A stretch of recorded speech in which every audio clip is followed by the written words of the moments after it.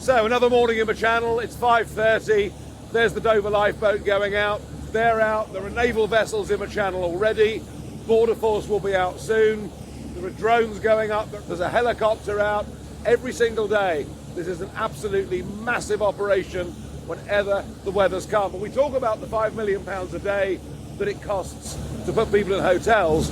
Goodness knows what this costs every single day. This is Dover Coast Guard. Got a small radar target. Have you seen any small craft whilst you've been transiting the north-eastbound lane of it?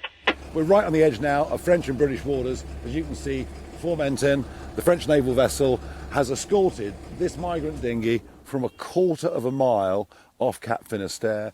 They're just about to cross the line into British waters. We're here. There's no naval vessel, there's no Border Force vessel or lifeboat vessel at this moment here, because you know why? They're busy. You can see this boat and you can see the amount of water that it's pushing up. And my guess is they're all going to be very, very wet. That's because of traffickers' greed. This boat is completely overloaded with people. We've just called the Coast Guard, so we've called this one in so they know the exact location of it. Everybody on board there is safe.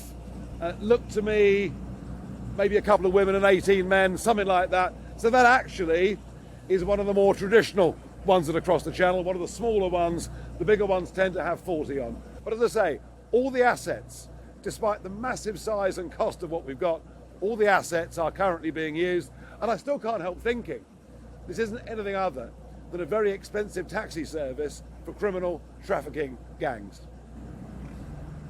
Interestingly, a report earlier on in the channel today that one of the boats, the person at the helm, doesn't pay. Effectively, the person at the helm is a trafficker. Somebody on one of the ferries saw the guy at the helm take his coat off and chuck it in the sea so he could not later be identified. These are the kind of tricks we're seeing in the English Channel.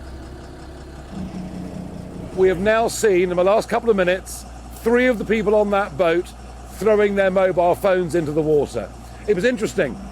One of them, I won't say who, we saw on the telephone basically describing who we were, clearly speaking to somebody in England. Of that I've got no doubt at all. But 3 of them we've seen throwing their phones into the water.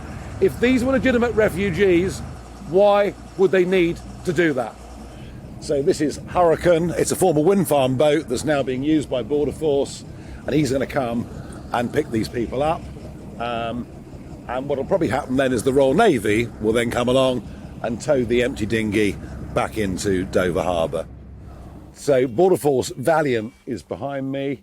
It's loading up. We're told that it's full and can't take any more people on board, which is a problem because a little bit further out, as we speak, there's a search and rescue operation going on. The helicopter's up and there are 35 people apparently in some trouble. But just to think, you know, it's full.